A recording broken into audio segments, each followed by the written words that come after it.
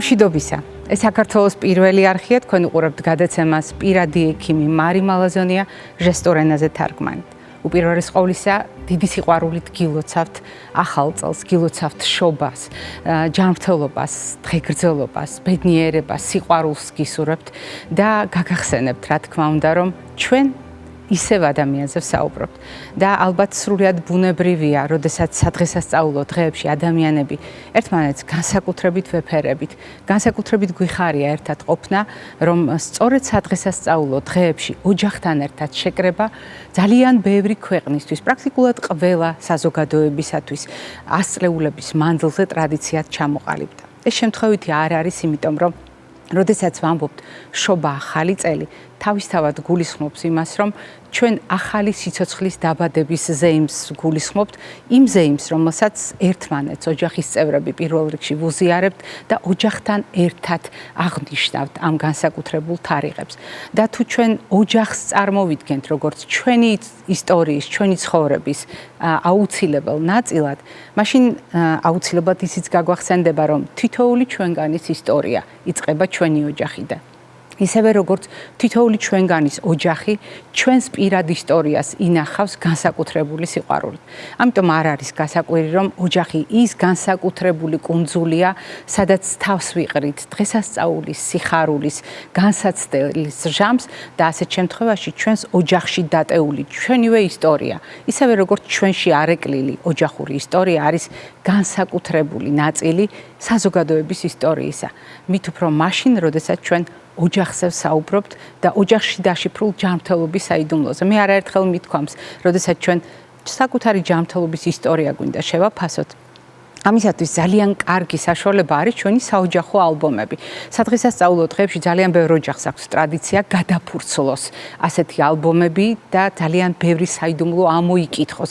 ერთგვარი გზავნილი წინაპრებისა ჩვენ მიმართ, მაგრამ როდესაც ოჯახურ ტრადიციაზე ჩვენ საუბრობთ მრავალშვილიანი ოჯახების ჭრილში, ეს კიდევ განსაკუთრებული სათქმელია და ამას ეძღვნება ჩვენი დღევანდელი სიუჟეტიც, რომელიც არის ჩვენი ტრადიციული პროექტის ნაწილი და ქრისტის შანავას სიუჟეტს წარმოგიდგენთ.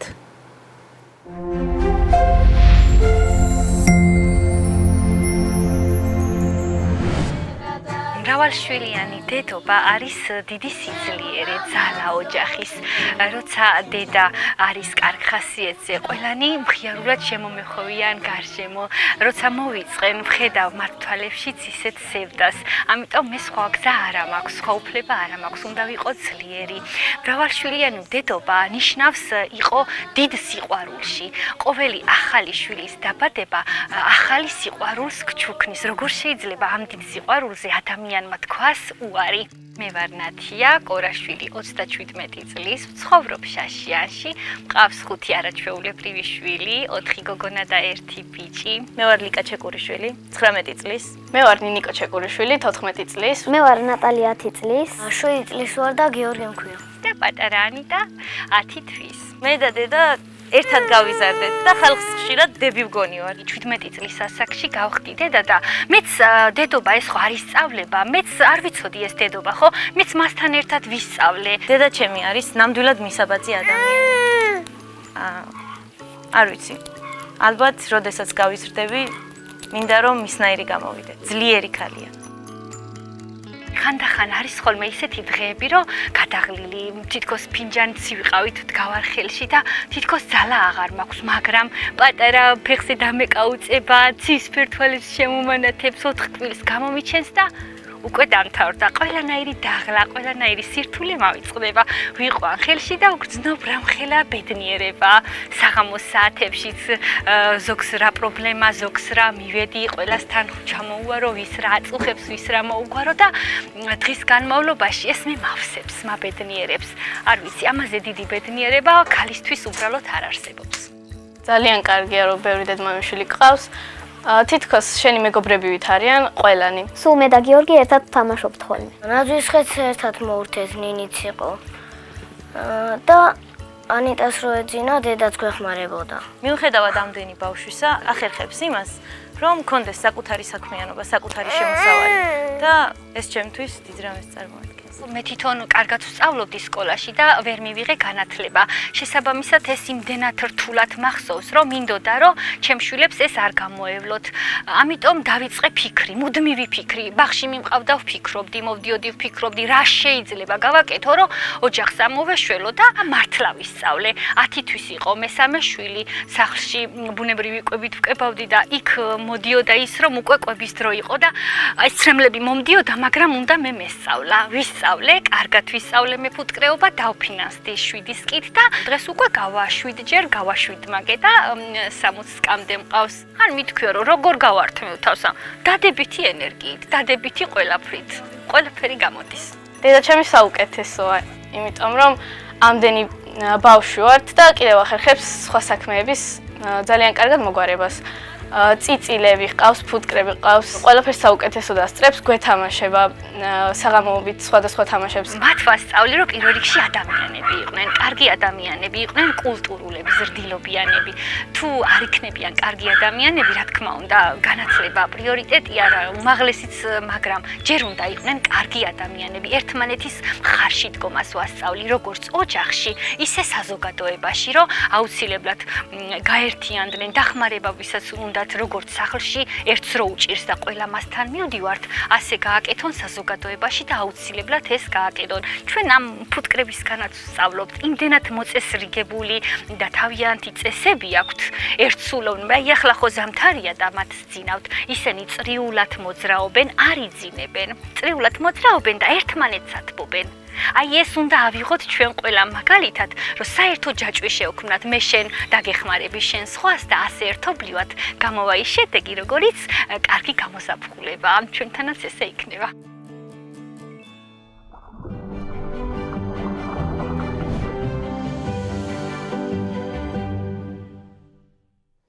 როდესაც ჩვენ საუბრობთ მეკვლეობაზე, მეფეხეობაზე, ჩვენ გულისხმობთ პირველ კვალს და კვალის გამტარებელს. ჩვენ ამაზე დიდი ხანია შევთანხმდით, მაგრამ დღეს მე ერთი ძალიან საინტერესო ისტორია მინდა მოგიყვეთ. განსაკუთრებული ისტორია ჩემი ცხოვრებიდან, მაგრამ ძალიან მჭიდროდ არის დაკავშირებული დღევანდელ ჩვენს გადაცემასთან.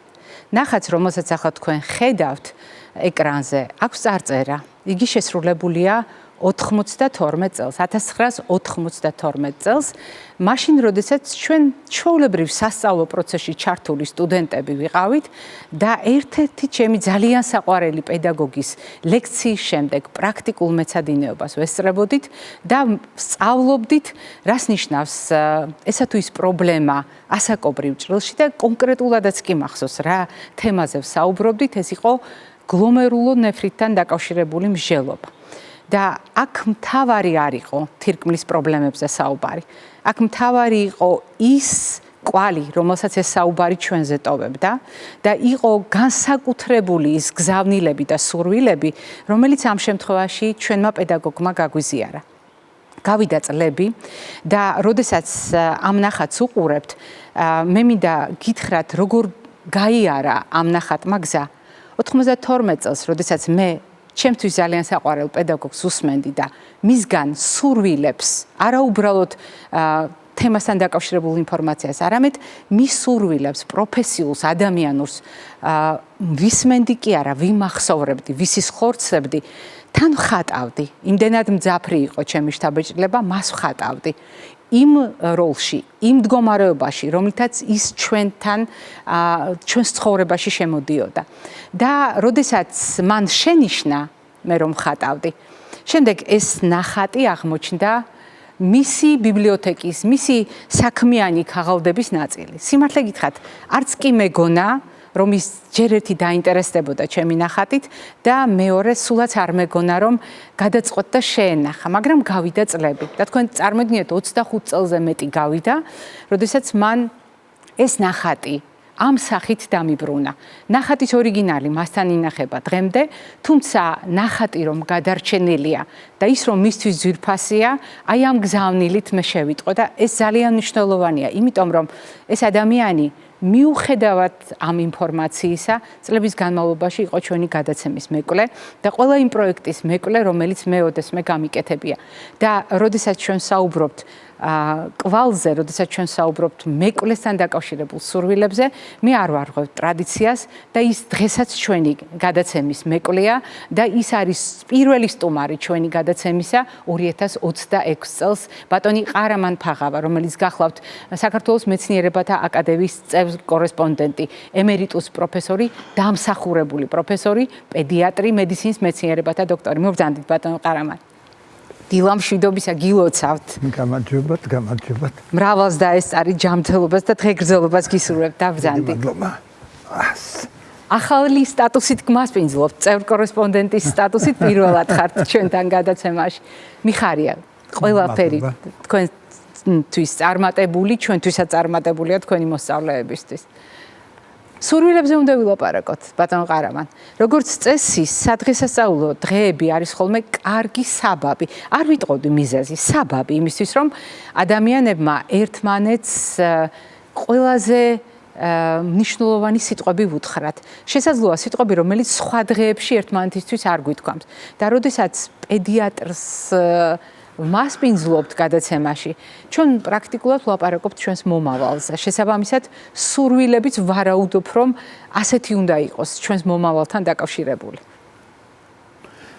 ნამდვილად დაგეთანხმებით და იცით რა შესაძლოა, მე დიდი ხანია უკვე თქვენი მეკვლევა და წინათ ეს შემთხვევითობას მივაწერდი და ახლა ფიქრობ, ალბათ თქვენ ცნობიერად, თქვენ ეს ძალიან ისე შეარჩიეთ რატომ იცით, იმიტომ რომ მედიცინაში და საერთოდ მედიცინაში კი არა, ყველა დარგში მე მგონი ყველაზე პატრიოტული დარგი პედიატრია არის.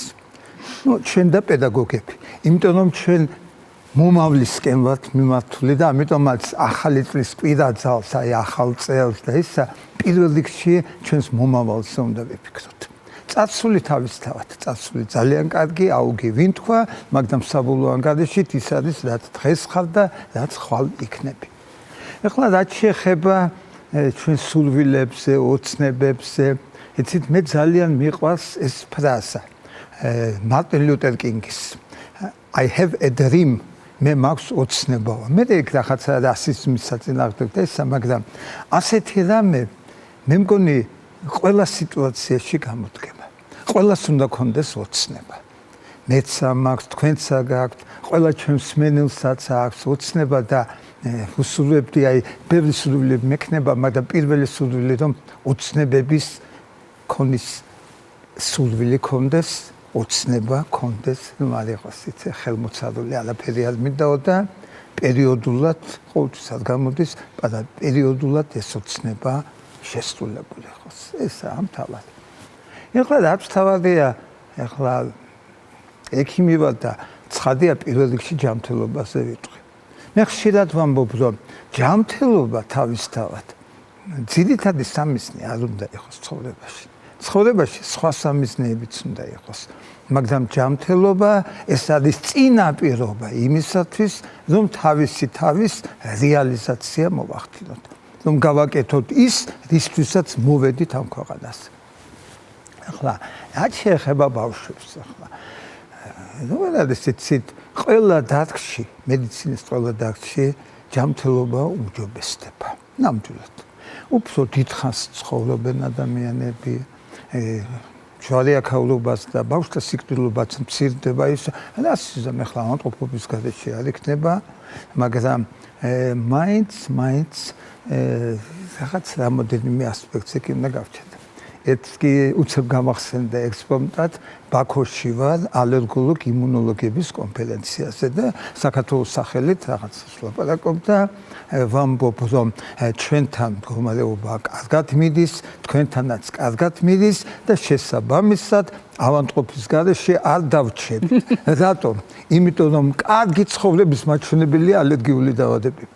მშიერ ხალხში ალერგია არ არის. ეს აუტოიმუნური ალერგიული დაავადებები. ეხლა რაც შეეხება დაავადებებს.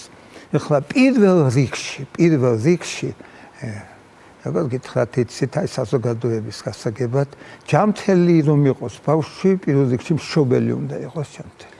მშობელი უნდა იყოს ჯანმრთელი და განსაკუთრებით ჩასახვის პერიოდი, ორსულობის პერიოდი, უკაცრავად და სიმთვრალეში რომ ჩასახავენ ბავშვს, მეტი შანსია რომ ალბათ გახდეს. ბავშვი ისეთი ფასეულობაა, რომ ყველაფერი უნდა გავაკეთოთ იმისათვის, რომ რისკი არ იყოს. ფეხმძიმე ხალი რომ ალკოჰოლს დალევს და თამბაქოს მოწევს, ყველა კი არა ცხადია, მაგრამ რისკი მოემატებს. შემდეგში როგორ გასდის? ეხლა ხან ეპიდემია იყო, ხან ერთი ამბავი, მეორე ამბავი, ყველა წამლებზე, აცლებზე ლაპარაკობდა, კაციშვილი არ ამბობდა გაკაშების მნიშვნელობას. გაკაშება. ზოგჯერ მშობელი გეუბნება რა არის თუ ექიმო სულავად არის ჩემ ბავშვი და მე ვეკითხები ხელპის ცივი წყლით თუ თბილით, მეთქი თბილითო ბატონო როგორ გეკეთება სულავად გეყოლებათ მეთქი. ეს პირველი სათავე. მეორე ამბავი არის სწორი კვება თქვენ თვითონ მზადდებით კვების საუკეთესო და ესეც არის ერთ-ერთი წინაპირობა. მეორე ამბავიც რა კვება ნუ დაგვავიწყდება სიამოვნების მომტანიც არის და ამავე დროს ჯანმრთელობის წინაპირობაც არის. სწორი კვება, ბუნებრივი კვება, თუ ბუნებრივი კვება არ გამოდის, მაშინ რეალურად ესეთი წესი და რიგის მიხედვით, ეგრეთ წოდებული გაიდლაინების მიხედვით უნდა კვებოთ და რაც თავარია ინდივიდუალიზირებული კვება. შემდეგი მომენტი ყველაზე ხშირი დაავადებები.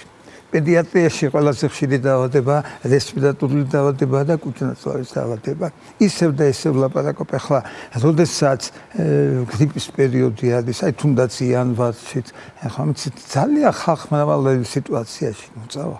რაც შეეხება კუჭნაწლავის დაავადებებზე, აქაც ცხადი არის ჰიგიენა, ხელის დაბანება, ეს არის თავარი ამბავი და ერთიც არის იცით, ეს ყველაზე ხშირი ბანალური დაავადებებია, მაგრამ ამავე დროს ყველა დაავადება მაინც თავისებურად მიმდინარეობს. აი ბრონქიტი, ან ფილტვების ანთება პეტრეში სხვანაირად მიდის და პავლეში სხვანაირად და აქ გარდა ექიმისა მშობელიც უნდა იყოს დაკვირვებული, განათლებული და ზოგადად იცით, სულ კონტაქტში უნდა იყოს ექიმთან. მე იმას კი არ ვაბა განსაკუთრებულ ყურადღებას ვაქცევდას ოჯახის ექიმის ინსტიტუტს.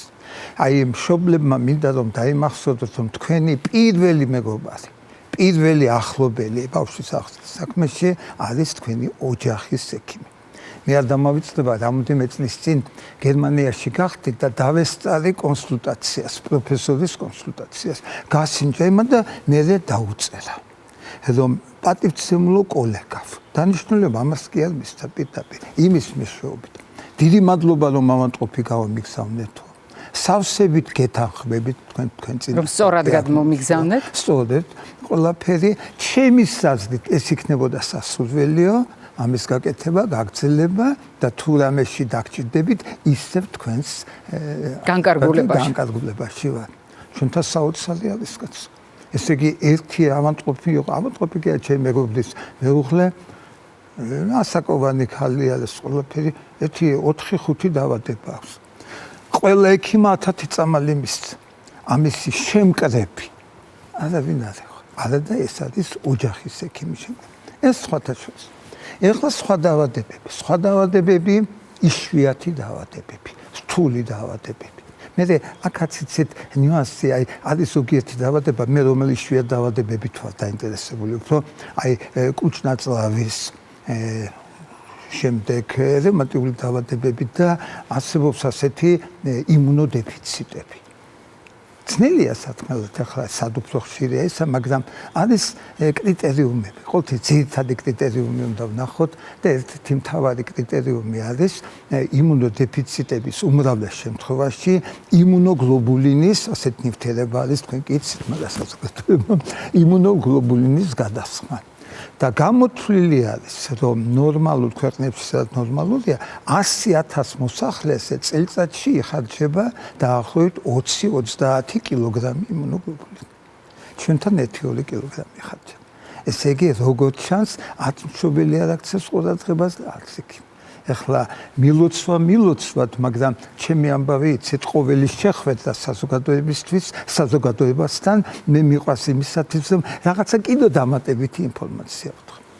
ეხლა შემდეგი ეტაპი, ხომ იცით, პედიატრია ძალიან ფართო დარგია, ახალშობილი კიდევ ერთია, ახალშობილი ძირითადად მშობიარობა და ოსო, მერე ბავშვის ასაკი და მერე მოზარდობის ასაკი. მოზარდთა მედიცინაში წამყვანი რა არის, იცით? კი, ყველანაირი დაავადება შეიძლება დაიმართოს, მაგრამ წამყვანი არის ქცევასთან დაკავშირებული პათოლოგია. და ამ ქცევასთან დაკავშირებული პათოლოგია ერთი არის ბულინგი, საშინელება მთელ მსოფლიოში, როდესაც ტოლებით ჩაგრავენ. ეხლა კიბერბულინგი არის, კომპიუტერით რაღაცას უწერენ, აგინებენ, ცემენ, დასცინიან, უარესიც ხდება, საშინელება. ახლა როგორ არის იცით, ის მსხვერპლი მე შეიძლება კრიმინალის ჩამდენი იყოს, ან სხვა სიტუაციაში მოხდება სხვას ჩაუტაროს ბულინგს. აუცილებელია და რა უნდა გავაკეთოთ ამის საწინააღმდეგოდ? ეძებე ლიტერატურაც არაფერი არ არის. ერთი რამე არის, რომ ამ ხანაგებში კლასში სიტუაცია უნდა შეიცვალოს. და სიტუაცია რომ შეიცვალოს, ეს რას ნიშნავს? უნდა იყონ მაქსიმალურად დაკავებულები და ერთობლივი, ასე ვთქვათ, საქმიანობა, სპორტი. საერთო ინტერესები გქონდეთ, საერთო ამოცანები, საერთო პროექტები, ექსკურსიები, სპორტი, ეს გახლავთ, ასე ვთქვათ, ჯანმრთელობის ასპექტი. სამედიცინო მხარე, ფიზიკური მხარე. კი, მაგრამ ინკორპორესანო ხომეც მენსანა ინკორპორესანო, მაგრამ ეს ცოტა გენც. თანაც პედიატრი რომ ვარ, რაღაცო ექიმიც, მაგრამ განსაკუთრებით პედიატრი. სამი, ასე ვთქვათ, სამიზნე მაქვს ჩემ პროფესიულ საქმე. პირველი დიაგნოზი და მკურნალობა. დიდებული. ყოველი დიაგნოზი, ეს აღმოჩენა, ყოველი მკურნალობა, დახმარება, გუმანიტარული დარგი ყველაფერი. მეორე ეს არის ბავშვთა დაცვა. ახლაც და შემდეგშიც. ყველაფერი უნდა გავაკეთოთ იმისათვის, რომ ჩვენი პაციენტი არც ახლა, არც შემდგომში დაცინვის, დეპრივაციის და დაჩაგვის ობიექტი არ იყოს. მესამე კი ბავშვის განვითარების ხელშეწყობა. მე სხვათა შორის ვემზადებოდი ამ გადაცემისთვის ცხადია და მეყვარს ურთიერთობა და ვკითხე მეგობრებს.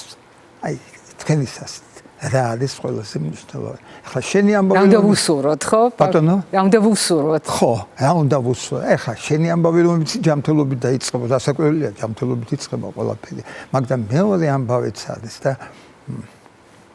ესე იგი პატრიოტიზმს უნდა ელაპარაკო. პატრიოტული მუხტი. ეს რაშია საქმე, იცი, ადამიანს უნდა უყვარდეს თავისი სამშობლო. და როგორ უნდა მივახციოთ ამას? პირველ რიგში იმპრინტინგის საშუალებით. კონრად ლორენცი იყო ასეთი ავსტრიელი პროფესორი, ნობელის პრემიაც მიიღო ამაში, რომელმაც აი ეს აღმოაჩინა, რომ თურმე ადამიანი და ცხოველებზე გააკეთა ადამიანი სიცოცხლის პირველ დღეებში, პირველ თვეებში, პირველ წლებში, რასაც მოისმენს, ის სამუდამოდ ჩაიბეჭდება მის გონიერებაში. ესაა იმპრინტინგი. ამიტომაც, ეხლა სხვათა შორის მე მიყვარს ფეხით სიარულს ხა ექსკურსიები რაღაცა, ეხლა ცოტა გაიშვიათ და ჩემი ასაკის მეგობრებს ეზარებათ. ახალგაზრდებს ჩემთან რა უნდა და ქედავთ შეეულად. მაგრამ არ მჯერა. ხო, მაგრამ შარშან ვიყავი, დავტყვის სამშვილდეში ვიყავი, დიდებული ამბავი და რამდენი რამე ახლა კი უცხოეთიც კარგია ლამაზი, მაგრამ ჩვენი ქვეყანა რა გვაქვს? ჩვენსაც არაფერი ჯობს. ჩვენსაც არაფერი აჯობია და სულ და წინათ იყო რომ უცნაური მე დიდი ხანია დავდივარ და ქართველები ცოტა დადიოდნენ ექსკურსიას. მე ბუმი იყო. უკვე ქართველებმა ეხლა ბოლო წლებში რაღაცა იკლო და ისე ვეუბნები ყველას რომ ექსკურსიაზე ფეხით სიარული და ვურჩევ მშობლებს ამხანაგებს ისა ყველანი აუსრულებ გიგავა და მე ერთიცა თუ გახსოვთ აი ჯანმრთელობაზე რომ ვლაპარაკობდი და ეს გახსოვთ არის შესანიშნავი მოთხრობა იაკობ გოგებაშვილის უსუნო და სუნიანი ყვავილი და ახლა კი მივხვდი ბავშვი ამბობს, რატომ მეუბნება დედაჩემი, რომ კარგ მეგობრებთან იმეგობრება. მაგრამ ასე თავისთავად არ გამოდის. მშობლების ამოცანა არის, რომ მარტო შვილებზე კი არ ქონდეთ მიმართება, არამედ მათ ამხანაგებზედაც. თუ ეხერხებათ ექსკურსიაზე წაიყვანოთ, თუ სპორტი უყვართ, სპორტული აქტივობა, ხელგარჯილობა, რაღაცის გაკეთება, საერთო ინტერესების სახალისება. საერთო ხელოვნება, სიმღერა, საერთო ინტერესები და რა ბედნიერება არის, როდესაც შენ არათუ შენ შვილთან მეგობრობ, არამედ შენი შვილის მეგობრებთანაც მეგობრობ. ეს იქნება უწყვეტი გადაცემა წადეცისა. ახალგაზრდების საყურადღებოდ ერთია იცით ახალგაზრდობა და საერთოდ ადამიანი პრაგმატიული უნდა იყოს. გესმოდა გეუბნება კი მაგრამ რაში მაინტერესებს მე ან იგ საქართველოს ისტორია ან საქართველოს ხელოვნება რაში გამომადგებაო. ან ბოლოს და ბოლოს თუ ცხოვეთში უკეთესადა რატომ და დავჭიაკა. გესმოდა ძალიან ძნელია. იმიტომ რომ ყველაფერი ლოგიკით და ისე კარგად უნდა მოხსნა. გესმით? მეც ვიტყოდი ახლა მე რასაკვირველია ყოველთვის ვეუბნები სტუდენტებს ვეუბნები საზოგადოებასაც ძალიან არ მიყვარს ასე ვთქვათ მხოლოდ და მხოლოდ აი ყარამანფაღავამ ასე თქვა და ამიტომ არა არგუმენტები რა არგუმენტები აქვს ნებისმიერ სიტუაციაში იცით ევიდენსები მტკიცებულებები გვინდა ერთია ფაქტი იცით როგორც წესი გამონაკლისი კი არის სხვაგან რომ მიდის კაცი თლად ბედნიერი კი არ არის სხვაგან რომ მიდის კაცი ძალიან ხშირად მეორე ხარისხოვანი მოქალაქეა რჩება რაც გინდა დიდი წარმატება გქონდეს თუ აქვს დიდი წარმატება მაშინ ივიწყებენ და ის რომ ქართველი ხარ და ეს მინუსად ეთვლება გასაგებია ხო ამიტომაც იმას რაჯობია როდესაც შენს ენას ესე ილაპარაკებ შენ ახლობლებთან გაივლი შეხვდები თუნდაც მე ისეთი ძიძველი თბილისელი ვარ და შაბათკვირის ყოველთვის არ ვახერხებ, მაგრამ ძველ თბილისში მიყვარს გასეირნება. ჩემს უბანში მიყვარს გასეირნება, ავლაბარში ვხედავ როგორ ლამაზდება, როგორ უმჯობესდება. ისა ამაზე მეტი სიხარული რა უნდა იყოს. და წარმატებაც კი. წარმატებაც შევხედა და მე ერთიც არის იცით გააჩნია წარმატებაზე როცა ვლაპარაკობთ რომ როდესაც შექმნის ეხლა ისეთი პედიატრი რა უნდა იყო რომ სხვა ქვეყანაში ასე თქვათ საჩინო გახდე ჩემს ქვეყანაში მაგალითისათვის ნუ გარკვეულწილად მივახცია მას გესმით ხო ასპარეზი უფრო მეტი არის ამიტომაც ისევ და ისევ ლაპარაკობ რომ პატრიოტიზმი პატრიოტული განათლება და როგორც ისეთ უფრო გახარებული იქნება თუ თავის ქვეყანაში თავისიანებთან ექნება კონტაქტი და გამარჯვება და ყოველთვის ვეუბნები იცით ძირითადი ფასეულობა ისე შენ ქვეყანას უნდა მოახმადო და ის კი ძალიან გენიოსები სხვაგანაც ძალიან მოღვაწეობენ ძალიან კარგი ტარს უკრავთ მაგრამ ჩემის ასეთ თუ შენს ქვეყანას შემატე თუნდაც პატარა უფრო ბედნიერი იქნები ეხლა შემდეგი მომენტი რას უჩვევდი კიდევ იცით ჩვენი ხალხი მართლა ნიჭიერი ხალხი ნამდვილად სახიერიც არის ამას რასა ქართული რასა რობაქიძეს ნათქვამი უდისუთი უყვარდა რასა ნამდვილად სახიერია ნამდვილად კარგია მაგრამ ნიჭიც აქვს აი ნახეთ ოლიმპიადაში უწეს მაგრამ ეხლა ყოველწლიურად არა 2-3 წელიწადში ერთხელ ტესტირება ხდება სხვადასხვა ქვეყანაში ტესტირება ხდება 15 წლიანების ყველაზე ცნობილი პიზა პროგრამა არის 4 დაწყებითი კლასის მოსწავლეები და ადარებენ ინტელექტს კი აზომავენ არამედ ცოდნას ზომავენ ჩვევებს ზომავენ და ისა და ნარევი კი არა ნამდვილად კივილიან სიტყვას ვიტყვი ალავათ ჩვენ წინ ყველაზე წინ სინგაპური არის დაახლოებით 550 ქულაა საშუალო ასევე სამხრეთ კორეა, იაპონია, სხვათა შორის კარგ დონეზეა ესტონეთი, შვეიცარია. უფრო დაბლარიან სხვა ევროპის სხვა ქვეყნები. ჩვენ თუ ისინი 550 ქულას ღებულობენ საშუალოდ 370. სპეციალურად ნახე შევადარე სხვა ქვეყნებს, აი ყოფილ საბჭოთა კავშირს. ბელორუსია, უკრაინა, რუსეთი გჯობნიან.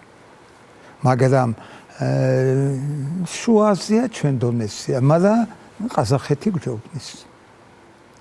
ყირგიზეთი საერთოდ არ მოწმებს, სომხეთი არ მოწმებს. აზერბაიჯანმა ბაქოში გააკეთა და ახლობით ჩვენ დონეზე ვართ პლუს მინუს. და სულ მახსენდება მე რომ დავამთავრე საექიმო და პედიატრია მომინდომე, მამაჩემმა გამაგზავნა ბატონ კოტე ჩაჩავასთან. გინეკოლოგიის ინსტიტუტში და ახალშობილებთან ყოფილიყავ და კონფერენციებს ვესწრებოდი და ბატონი კოტე ესეთი ახვანი კაცი იყო ამაზე და სწორედ ეს გავდა იცით რიშელიეს გავდა სამი მუშკეტერის ფუნქცია და რაღაცა შემთხვევის გაჩება იყო და როგორი მაჩვენებელი გვაქვს საქართველოსში და საშუალო დონეზე ვართ.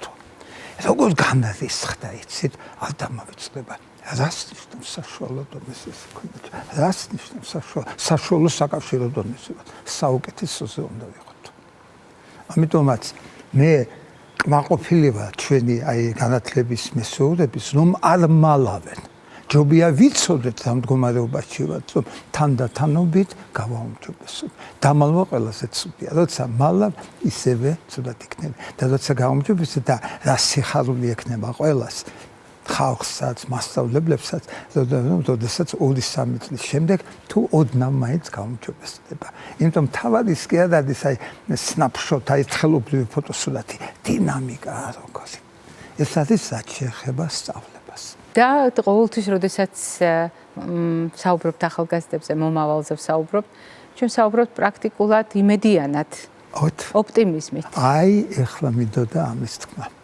ოპტიმიზმის თქმა ძალიან კარგი ნათქვამი აქვს ჩერჩილს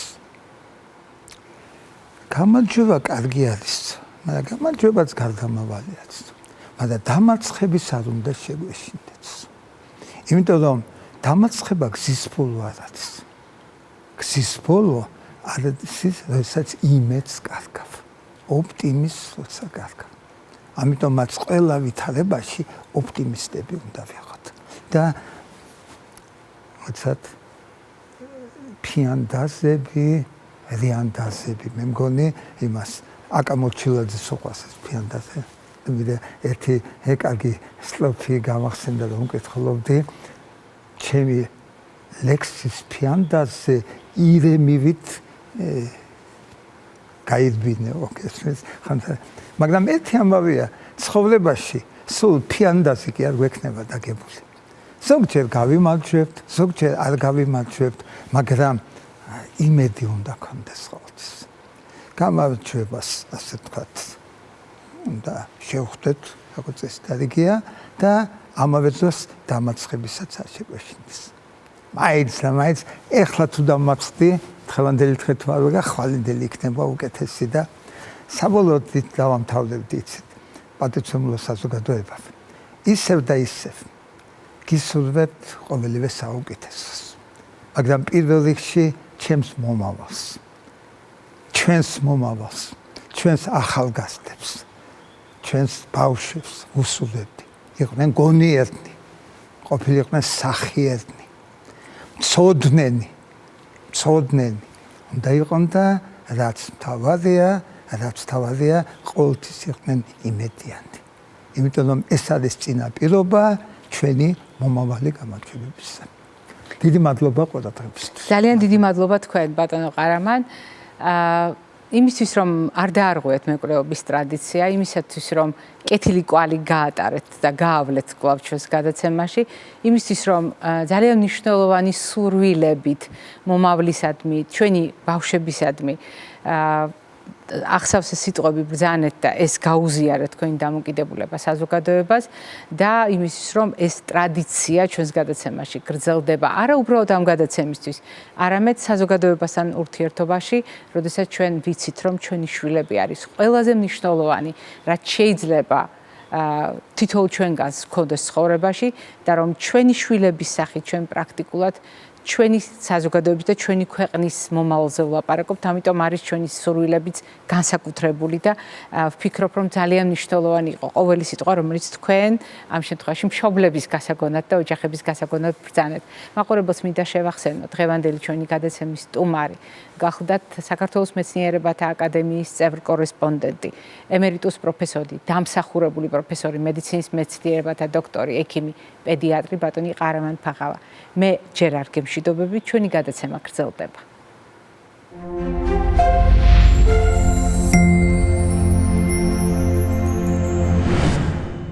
სადღესასწაულო დღეებში ბევრი თქვენგანი ალბათ ფიქრობს, რა დროს თებშია და რა დროს წესებია. რა თქმა უნდა, ჩვენ არასოდეს ვიყენებთ მკაცრ წესებს, იმიტომ რომ ადამიანთან მიმართებაში ზოგადად წესები ცოტა უხერხული და ზოგჯერ სადავოც კია, მაგრამ ჩვენ ვიყენებთ იმ მტკიცებულებებს, რომელიც მოცემული მომენტისთვის აქვს თანამედროვე მედიცინას და ამიტომ ჩვენი თებშიც სწორედ ამ მტკიცებულებების ერთიანობაა, რომელიც როგორც პროფესიული შეთანხმება, ასე არის ყველა გადაცემის ნაწილი. რაზე შეთანხმდნენ პროფესიონალები? მიუხედავად სიტუაციისა, მიუხედავად პაციენტის დიაგნოზისა, მიუხედავად მდგომარეობისა, ასაკისა, ჩვენი განვითარების ეტაპისა, ადამიანს სჭირდება წარმოიდგინოს სქემატურად, როგორია მისი კვება. ანუ ნივთიერებების გაცვლა გარე სამყაროსთან. როგორია ის რთული მექანიზმები, რომელიც საკვების მიღების, გადამუშავების და შეთვისების მიღმაა დაშიფრული. და ასეთ შემთხვევაში თებში ძალიან კარგად გვეხმარება წარმოვიდგინოთ. მაგალითად, დღიური რაციონი ისე რომ მიუხედავად ყველაფრისა, ყოველდღიურად მოვიხმაროთ ბოსტნეული და ხილი, სულ ცოტა რაციონის ნახევარი და ასეთ შემთხვევაში ცილოვანი კომპონენტი მარცვლეულ ბურღულეულთან ერთად ქმნის იმ წონასწორობას, რომელიც განსაზღვრავს ჩვენს ჯანმრთელობას. თუ ჩვენ საუბრობთ კონკრეტულ თარიღებთან მიმართებაში, რა თქმა უნდა, დღეს 12 იანვარია და ბევრი თქვენგანი შესაძლოა იფიქრებს კიდეც, რომ სამარხო კვებაზე საუბარი ხომ არ დაგვაგვიანდა. არ დაგვაგვიანდა, იმიტომ რომ სულ რამდენიმე დღეა, რაც მარხვა დასრულდა და ბევრი მორწმუნე, რომელიც ხანგრძლივი პერიოდის განმავლობაში შეზღუდულ კვებაზე იმყოფებოდა, ახლა ეტაპობრივად აფართოვებს თავის კვებას. მე ხაზი მინდა გაუსვა სიტყვა ეტაპობრივად, არა ერთბაშად, არამედ საფეხურებრივად, იმისთვის, რომ ჩვენი ორგანიზმი მოვამზადოთ. რას ნიშნავს მოვამზადოთ ჩვენი ორგანიზმი? ამისთვის მოდით გაგახსენებთ მოკლედ, რას ნიშნავს სამარხო კვება და მერე გავიაზროთ, როგორ ხდება ორგანიზმის გადაწყობა ერთი მოდელიდან მეორე მოდელზე. რასაკვირველია, სამარხო კვებას აქვს თავისი მრავალმხრივი დატვირთვა და ეს არ არის უბრალოდ დიეტა და ამაზე ჩვენ არაერთხელ გვისაუბრია. შესაბამისად, ეგრეთ წოდებული დიეტური ნამცხრები, დიეტური შოკოლადები, დიეტური სხვადასხვა მსუყე საკოფი მხოლოდ აკნინებს მარხვის მნიშვნელობას. ეს ისე. რაც შეეხება თავად სამარხო კვების პრინციპს, აქ მთავარი არის უარის თქმა ცხოველური წარმოშობის პროდუქტებზე. და ამ ცხოველური წარმოშობის პროდუქტებთან ერთად რაციონიდან ერთბაშად ქრება ცხოველური წარმოშობის ცილა, ცხოველური წარმოშობის ცხიმი და ცხოველური წარმოშობის ნახშირწყალი. მე არ მეშლება, დიახ, თქვენ იცით, რომ მაგალითად რძესა და რძის პროდუქტებში, ხორცშიც კი არის გარკვეული რაოდენობით ნახშირწყალი. თუ ამას გავითვალისწინებთ, მაშინ ადვილი მისახვედრია, რომ მარხვის დასრულების შემდეგ, როდესაც იწყება ორგანიზმის შიგნით სხვადასხვა ახალი ნივთიერების შემოსვლა, არა უჩვეულო ნივთიერების, რომელიც არასდროს მიუღია, არამედ დიდი ხნით დავიწყებული ნივთიერებების, ასეთ შემთხვევაში ჩვენ უნდა გავითვალისწინოთ ორგანიზმის ფერმენტული მზაობა. დიახ, ყველაზე დიდხანს გაჩერებული ავტომატური მექანიზმიც კი გარკვეულ დროს მოითხოვს იმისათვის, რომ თავისი სიმძლავრე აკრიფოს. რასაკვირველია, ადამიანის ორგანიზმი გაცილებით უფრო ნატიფი და უფრო აღმატებულია, ვიდრე უბრალო მექანიკური მანქანა, მაგრამ პრინციპი ძალაშია, მას ჭირდება გადაწყობა. მოდით თვალი გადავავლოთ იმ სიუხვეს, რომელიც არის სადღესასწაულო რაციონში. სარიტუალო კერძები აღძრავს ცდუნებას, განსაკუთრებით მარხვის დასრულების შემდეგ, როდესაც იცი, რომ ეს ყველაფერი ნებადართული და გათავისუფლებულია. ამ პროდუქტების ერთდროულად მოხმარების რისკი მაღალია, რასაკვირველია მაღალია. მზად არის ამისთვის ორგანიზმი. გარწმუნებთ, რომ არ არის ასე ერთბაშად მზად, ერთი მარტივი მიზეზის გამო. როგორც წესი, სამარხო კვების პროცესში ადამიანთა უმრავლესობა გადადის ნახშირწყლოვან კვებაზე. ან დიდი რაოდენობით მცენარეულ ზეთებს მოიხმარს ნახშირწყლებთან ერთად.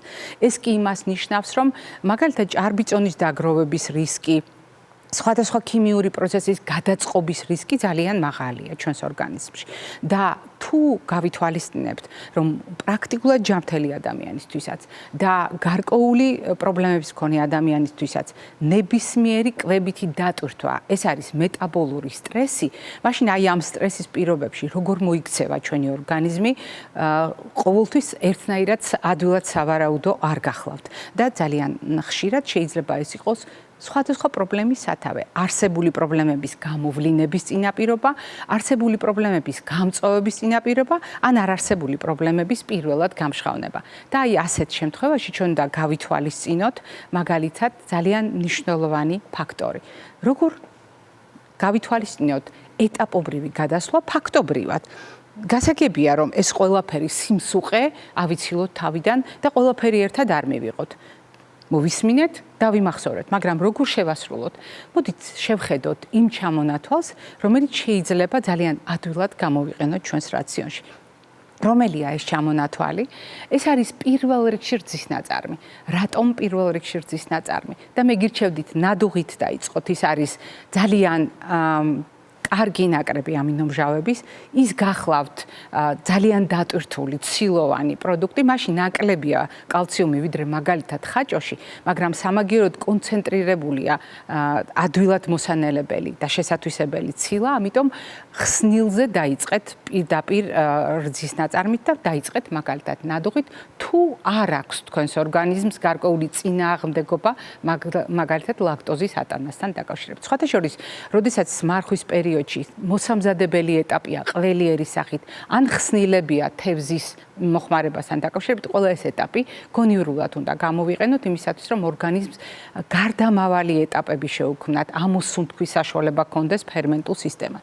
რძის ნაწარმთან ერთად ძალიან მნიშვნელოვანია მივიღოთ განსაკუთრებით ფერმენტირებულ პროდუქტებთან ერთად მიკრობიომი და მიკრობიოტა, რომელიც უბრალოდ გავამრავალფეროვნოთ, რომელიც სხვადასხვა პროდუქტის მონელებაში დაგვეხმარება. ნახეთ, თუ ჩვენ რაღაც პერიოდის განმავლობაში ორგანიზმს ვაღარიბებთ საკვებით უზრუნველყოფასთან დაკავშირებით, ბიომრავალფეროვნება ზარალდება და იმისათვის, რომ მერე დავტვირთოთ სხვადასხვა ჯგუფის პროდუქტით, მათ შორის უხვად, ცხიმით, ნახშირწყლით და ცხიმით ცხოველური წარმოშობის, ამისთვის უნდა მომზადებული იყოს ნაწლავი და ამაში ჩვენ ფერმენტირებული რძის ნაწარმიც გვეხმარება.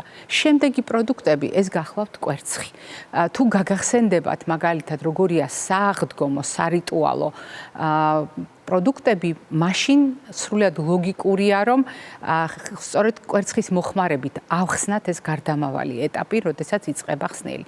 ამ შემთხვევაშიც ძალიან ადვილად გამოგვადგება როგორც საფეხური, ყველა ამინომჟავით დატვირთული, ძალიან ბევრი საკვები ნივთიერებით მდიდარი კვერცხი, რომელიც ხვდება ჩვენს რაციონში და ესეც ქმნის წინაპირობას იმისათვის, რომ ორგანიზმი ადვილად გადავიდეს მაგალითად ძირითადად ნახშირწყლოვანი კვებიდან არაცხოველური პროდუქტების შემცველი კვებიდან ცხოველური პროდუქტების ჩართვით კვებაზე, ანუ გაფართოებულ კვებაზე. შემდეგი ჯგუფი გახლავთ თევზი, რომელიც ასევე გახლავთ ამინომჟავების და ომეგა-3-ის, D3-ის და მრავალი სხვა ცხოველური კომპონენტის შემცველი პროდუქტი, თუმცა მისი ფაქტურა ნაზია და მისი შეთვისება ადვილია ორგანიზმისთვის, ვიდრე ყველა შემდეგი პროდუქტის. შემდეგ მოდის ფრინველის ხორცი და ფრინველის ხორცი გახლავთ ის ადვილად მოსანელებელი ეტაპი, რომელიც ქმნის შუალედურ რგოლს, მაგალითად ნადუღიდან